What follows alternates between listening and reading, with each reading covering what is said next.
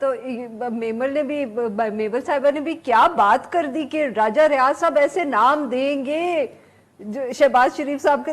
Can you imagine that سین جس کے اندر شہباز شریف صاحب کمرے میں بیٹھے ہوں گے, پھر راجہ ریاض صاحب آئیں گے, شہباز شریف صاحب کہیں گے یہ میرے 3 نام ہیں, اور راج صاحب کہیں گے ٹھہر جاؤ جی میری بھی لسٹ ہے. آئی مین کین یو امیجن دس؟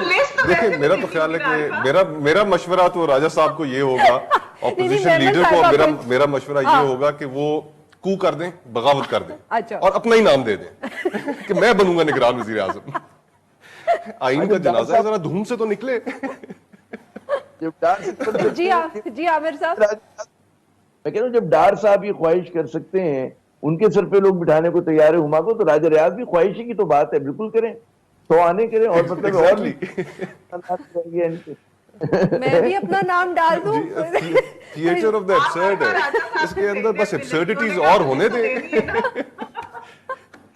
اچھا میں تو کہتا ہوں سب سے پہلا نام انہیں نام ہی ایک دینا چاہیے, اور اپنا, بس کہانی ختم کریں. اگر ادھر سے ڈار صاحب کا آئے گا تو ادھر سے ان کا آنا چاہیے. nothing short of that. nothing short of that.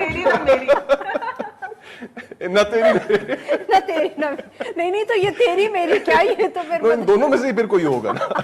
تو بس ٹھیک ہے, اب مذاق ہو رہا ہے, آپ مذاق کرنے پہ تلے ہوئے اس ملک کے ساتھ, آئین کا جنازہ نکالنے پہ تلے ہوئے, تو اس طرح نکالے پھر. اب کیا رہ گیا پیچھے, یعنی کہ معتبر ہونا ہے.